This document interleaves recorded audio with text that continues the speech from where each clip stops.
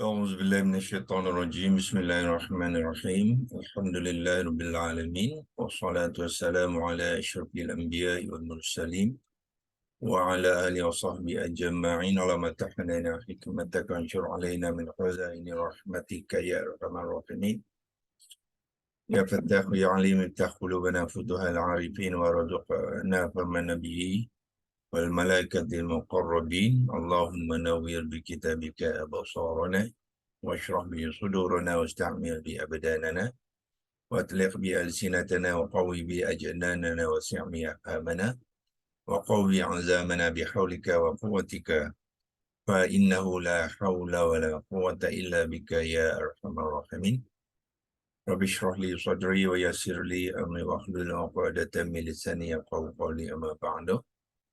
Pertama sekali lagi kita mengucapkan kesyukuran kepada Allah Subhanahu Wa Taala dengan limpahan kurnia dan nikmat yang telah berikan kepada kita. Maka kita perlulah menzahirkan kesyukurannya kepada Allah dengan harapan Allah akan menambahkan lagi kurniaan dia dan nikmat-nikmat serta membantu kita dalam apa jua yang kita lakukan di dunia ini dengan meletakkan pengharapan yang kuatnya kepada Allah Subhanahu Wa Taala. So kita teruskan perkongsian kita kepada ayat ke-8 surah Al-Baqarah seperti mana yang kita telah bincangkan semalam, iaitu kita akan menggunakan pertama sekali kita akan menggunakan bahan digital Al-Quran, iaitu Al-Quran tafsir dan perkata, bahasa Inggeris Al-Quran tafsir and by word yang dibangunkan oleh Green Tech Corporation United Kingdom So Al-Quran ni boleh kita gunakan dan dia sangat membantu untuk membuka jalan Tidak semestinya dia memberi satu maklumat yang muktamad, kerana maklumat yang muktamad tu kita boleh rujuk kepada beberapa rujukan-rujukan lain dan kita akan buat rumusan daripada rujukan-rujukan, tapi kita boleh gunakan dia sebagai satu bahan rujukan dan kita akan bantu juga dengan rujukan yang kedua, iaitu corpusquran.com dan kalau perlu kita juga gunakan Wikipedia Arabic, Wiktionary Arabic dan juga Classic Arabic Dictionary kalau betul-betul perlu semua ni perlu kita lalui supaya kita tahu nanti macam mana untuk mencari maklumat-maklumat yang sahih, yang kuat untuk kita memahami kalimah-kalimah Al-Quran Jadi saya teruskan perkongsian skrin dulu.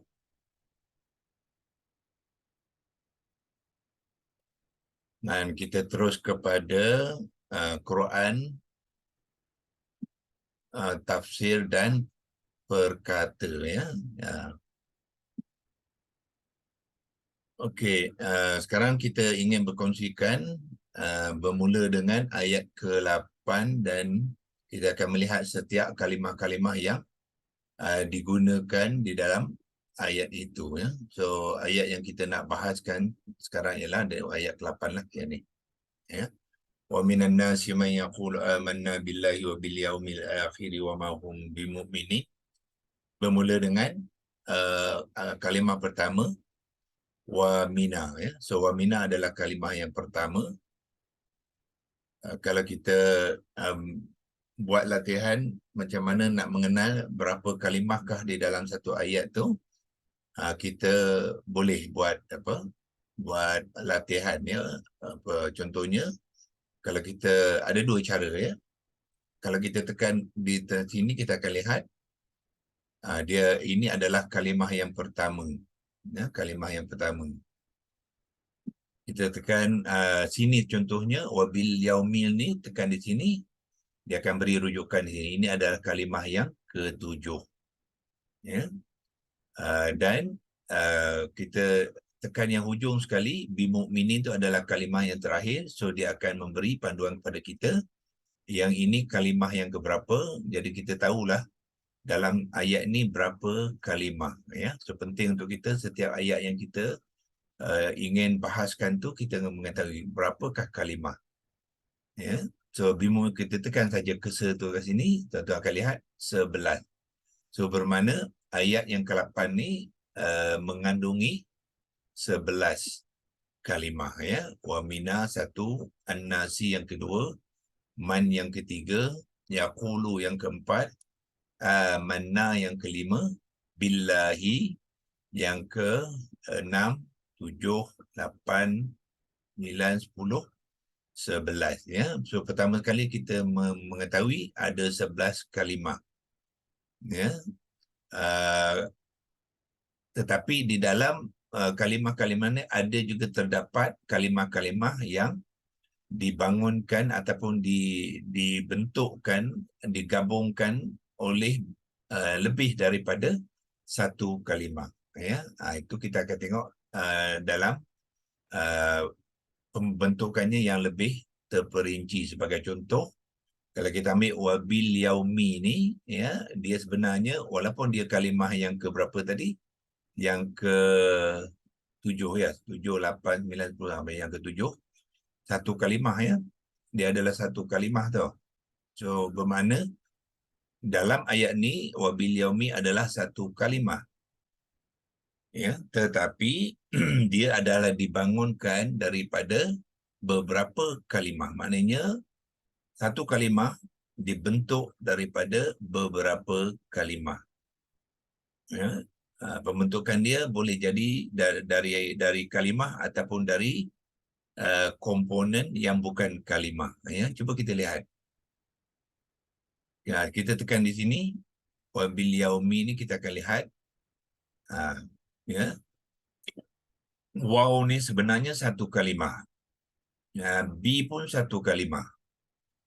Alilang ta'rifah ni bukan kalimah tapi dia komponen bukan kalimah. Maknanya dia ada satu komponen yang bukan kalimah, dan yaumi satu kalimah. Bermakna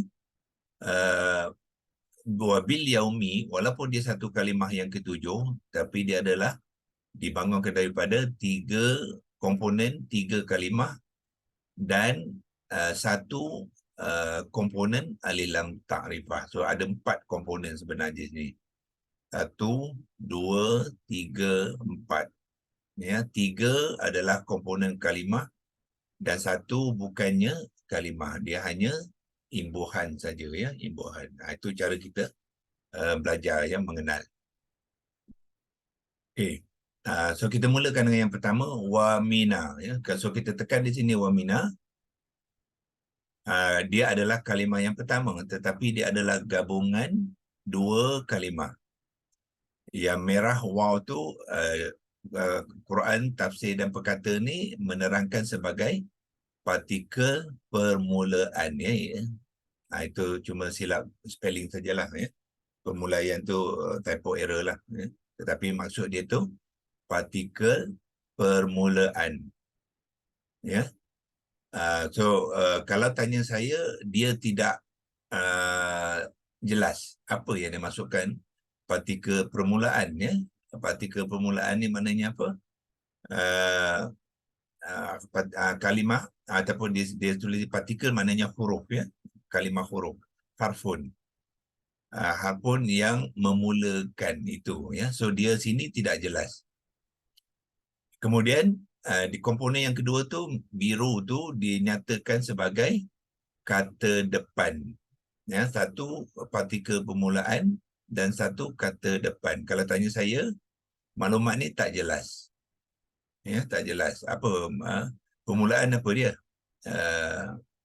Prefix partikel ke, ya, dan kata depan pun tak berapa jelas. Tapi ini adalah penerangan oleh, so kita kena selidik dulu, ya, selidik. Yang pertamanya dia bagi apa?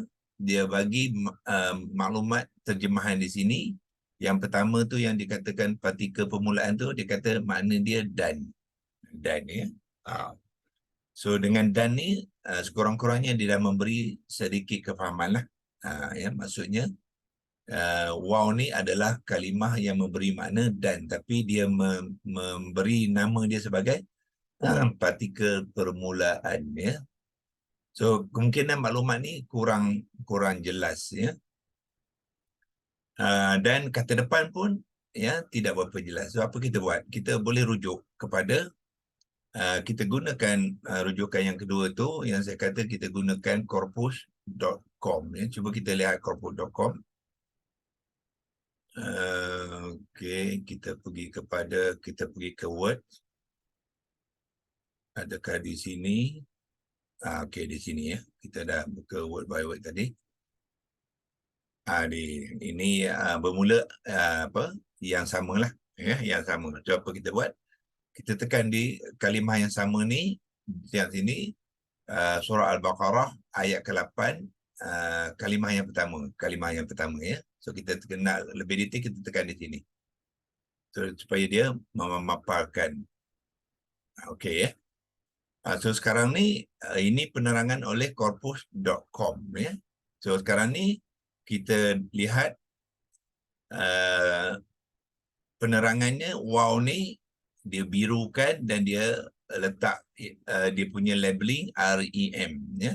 REM ni dalam bahasa Inggeris, sebab apa ni, app ni ataupun ialah app ni adalah dalam bahasa, kalau kita nak tukarkan bahasa Melayu boleh translate ke Melayu ya. Okey. Okey. So REM tapi bahasa Inggeris, kalau Melayu dia zarah penyambungan awalan. Zarah penyambungan awal pun tak jelas juga ya. So kita tukar bahasa Inggeris balik. Yang mana apa yang tak kemas tu kita cuba buat yang kadang Melayu pun tak apa kemas juga ya. So apa yang dimasukkan REM ni lah bahasa Inggeris dia resumption particle. Resumption ya, resumption particle. Prefix resumption particle maknanya huruf memulakan cerita ataupun huruf memulakan ayat. Itu dia masukkan ya. So di sini dalam diterangkan dalam bahasa Inggeris, kemudian dia bantu dalam bahasa Arabnya ya. Bahasa Arabnya dipanggilkan waw istinafiyah. Ini dia waw istinafiyah. So maknanya maklumat dari sini lebih kemaslah daripada kalau kita berbanding dengan yang tadi. Dia kata partikel permulaan. Ya, permulaan. Kalau kita sudah biasa mungkin kita fahamlah ya. Iaitu tapi di sini dia tak nyatakan waw istinafiyah. Di sini dia tidak menerangkan dalam bahasa Arab ya. Kita nakkan sekali namanya dalam bahasa Arab supaya kita tepat kepada pemahaman dia ya. Ya. So jadi waw ni adalah waw istinafiyah. Kita gunakan yang ni ya. Itu yang pertama. Kemudian mina ditandakan dengan P itu maknanya preposition. Preposition, apa dia preposition? Adalah kata sendi. Ya, kata sendi. Dan bahasa Arab dia lah harfun jar. So maklumat dari sini adalah lebih kemaslah ya berbanding dengan yang. So kita jangan gantung pada satu rujukan saja ya. Kita kena tengok beberapa rujukan supaya pemahaman kita itu lebih tepat dan lebih ya jelas. Okey. Itu kepada kalimah wamina ya. So okey, dan dia juga berikan makna dia di sini pun dia berikan terjemahan dia. Ini bahasa Inggeris and of. And of ya. Cuba kita tukar ke bahasa Melayu. Dan daripada ya, dan daripada maknanya waw istinafiyah tu makna dia dan. Mina adalah harfun jar ya. Harfun jar dalam bahasa Melayu ialah preposisi ini sebenarnya adalah kata sendi. Ya. Kalau kita nak bantu sini, kita boleh masukkan preposisi ini, makna dia apa? Ialah kata sendi. Ya. Kata sendi. Yang biasanya min ni memberi makna, tak apa ya, dia pun sudah ada di sinilah ya. Kita ni menerangkan kata sendi. Min memberi makna dari ataupun daripada.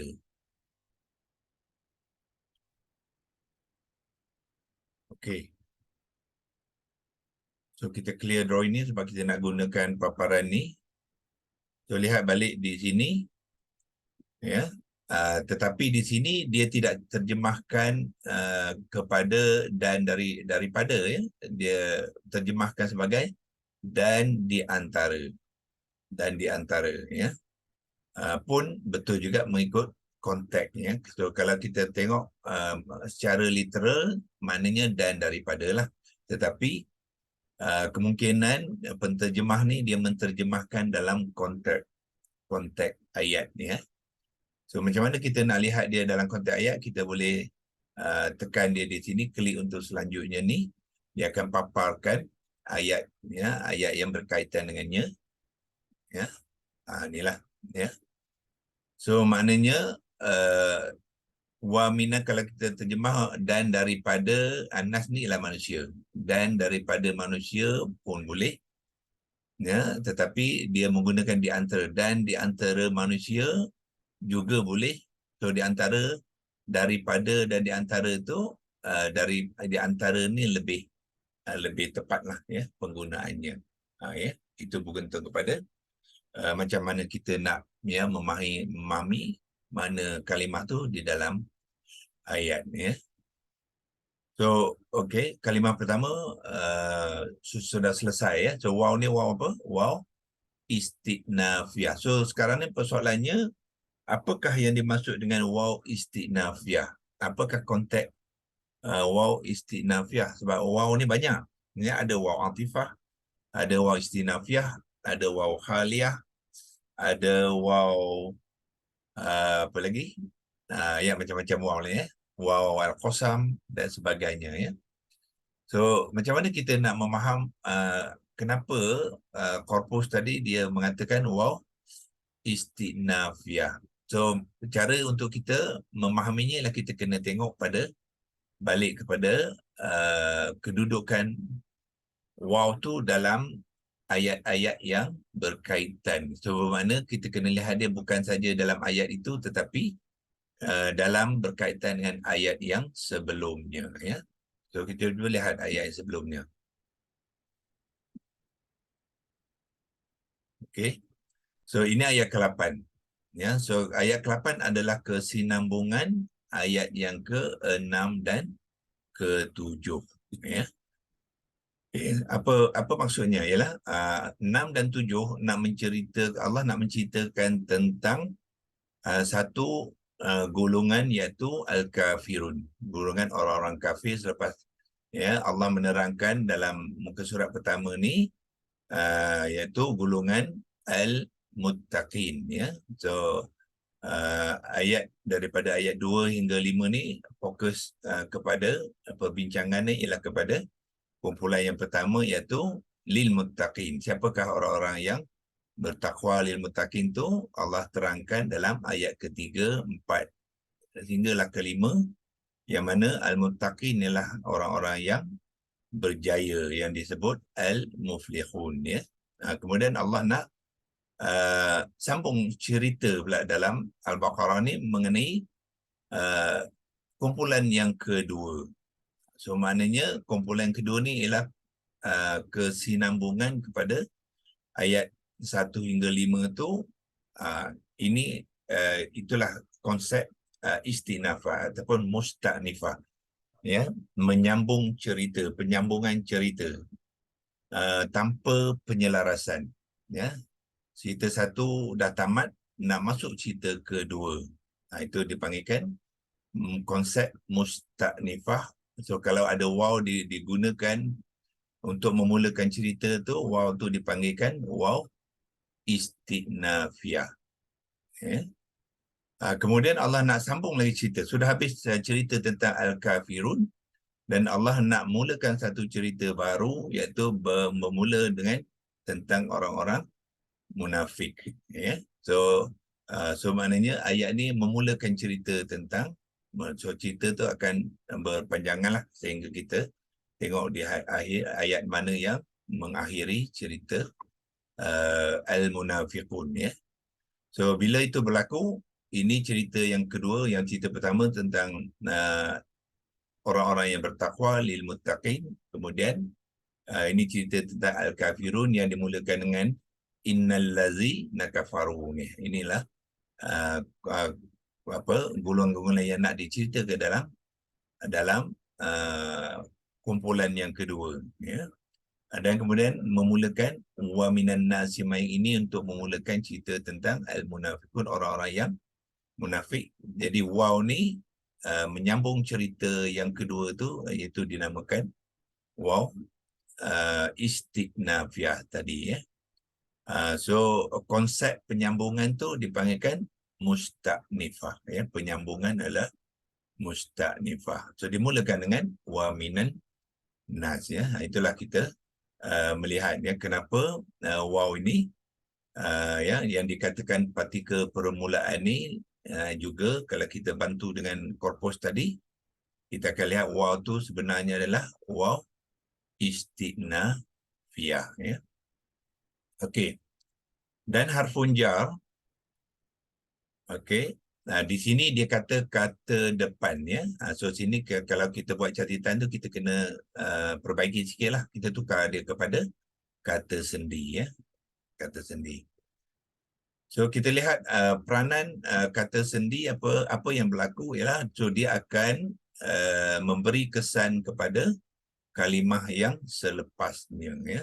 So kita tahu pertalian apabila ada kata sendi, kalimah selepasnya mesti mengambil kalimah isim, dan isim kalimah itu mesti mengambil i'rab yang majrur, ya. I'rab yang majrur, ya.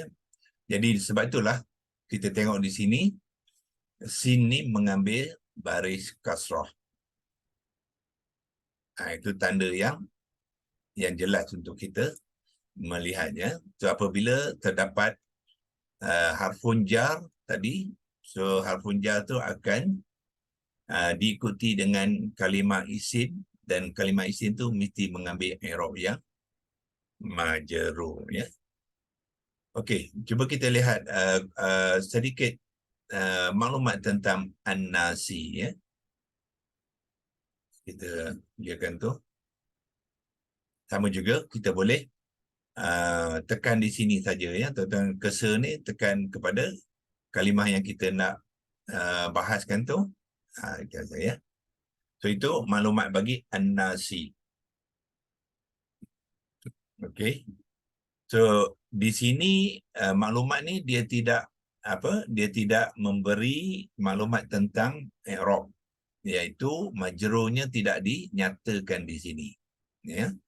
So apa yang terdapat di sini pertamanya maklumatnya lah dia kalimah yang kedua, kemudian dia beri an-nas ini komponen, ada dua komponen. Pertama yang grey ni adalah dia kata kata sandang, ya. Kata sandang mungkin juga kita tak faham apa dia kata sandang.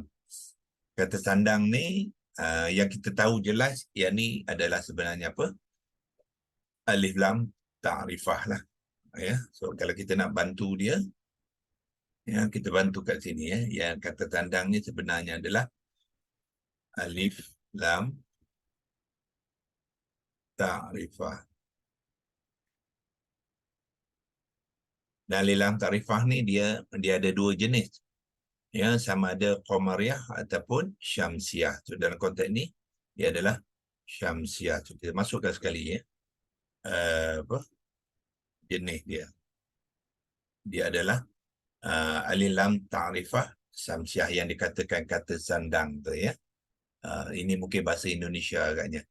Yang kita bahasa Melayu kita panggil dia alif lam ta'rifah, ya, syamsiah.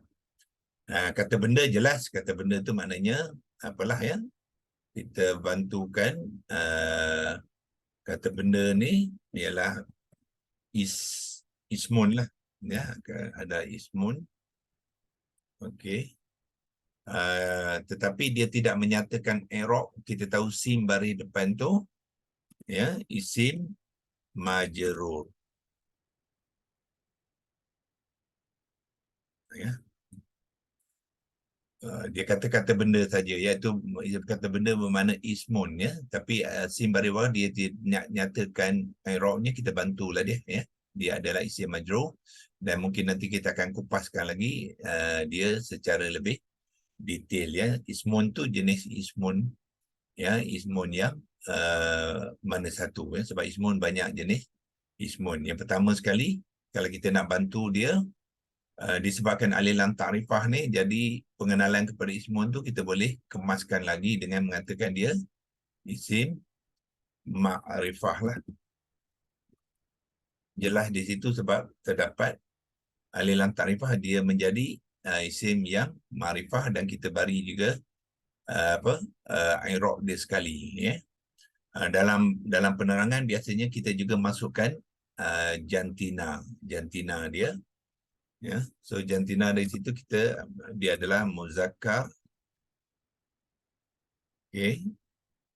An-nasi adalah dalam bentuk mufradah ataupun mufrad, dan kita masukkan i'rab dia yang majrur. So mana sekarang ni maklumat tentang an-nasi itu lebih kemas lah, ya, daripada kita bergantung hanya kepada yang sebelum ni dia kata-kata benda, ya. Mungkin tidak mencukupi dari segi penerangan dia. Okey, dan diberi makna di sini, ya. An-nasi adalah manusia. So bermakna wamina tadi, dan di antara an-nasi manusia, ya. So waminan nasi adalah di antara manusia, ya.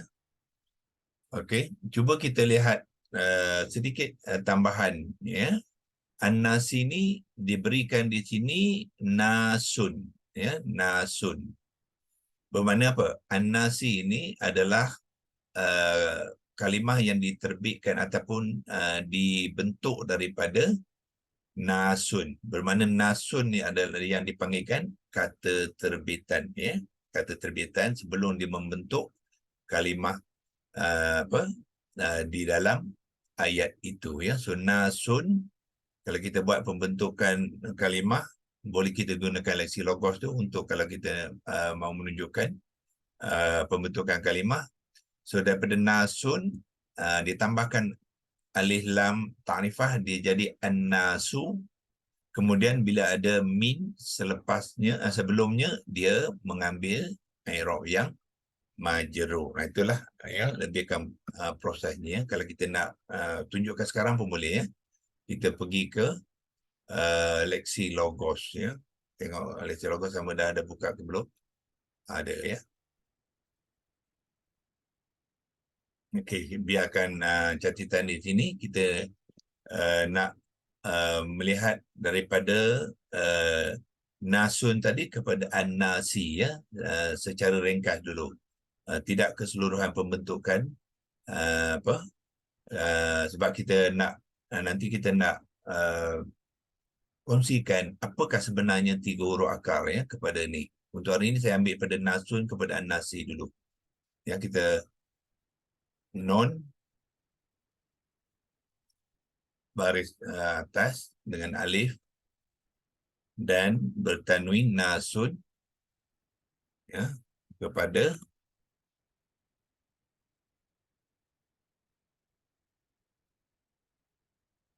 ditambahkan alif lam ta'rifah. So kalau kita tambahkan alif lam ta'rifah di sini,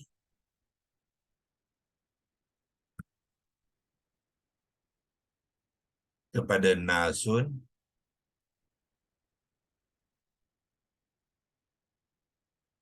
so dia akan menjadi an-nasu lah, ya. Dia sudah jadi isim ma'rifah, buangkan tanda, gabungkan dia, so dia akan jadi Bila alif lam ta'rifah dengan nun dia akan ditasydidkan, ya. So nun tu akan mengambil tasydid dan sim tu akan gugur tanwin dia. Jadilah an-nasu.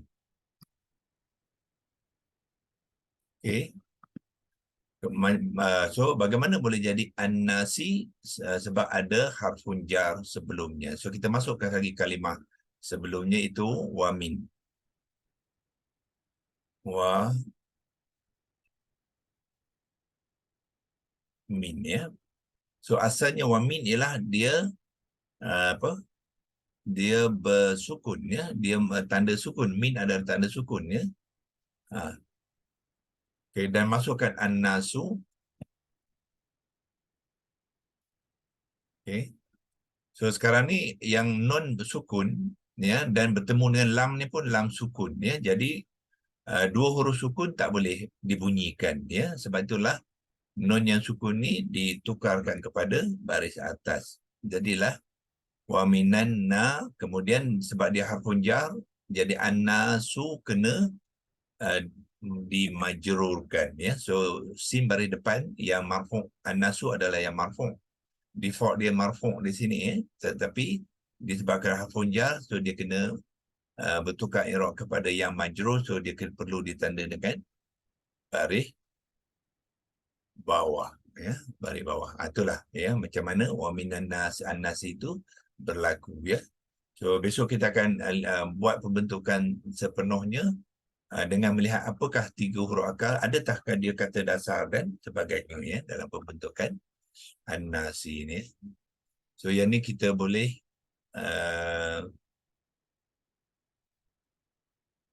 bawa maklumat ni untuk kita nak simpankan dia, ya. So ini isim makrifah muzakkar yang majrur. Ini alif lam samsiah ni kita boleh bawa ke sini, ya, untuk menunjukkan alif lam samsiah tu sebenarnya komponen yang ini. Dan kita tandakan dengan arrow warna hijau untuk seterusnya kita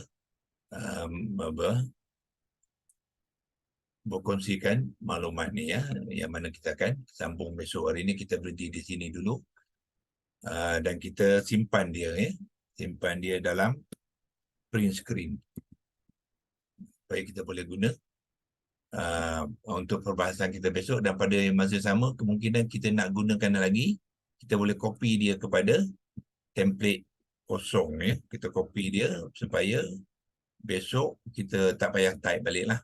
Shortcut sikitlah kerja dia. Yang kita pergi kepada template kosong. Yang biasa kita gunakan untuk menyimpan itu ialah mana dia yang ni, MS Word worksheet ni, ya.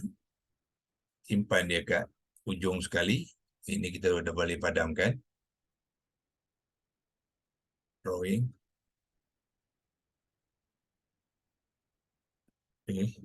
Simpan mana-mana saja pun boleh, ya, asalkan kita simpan dia dan kita boleh guna, ya, nanti insyaAllah.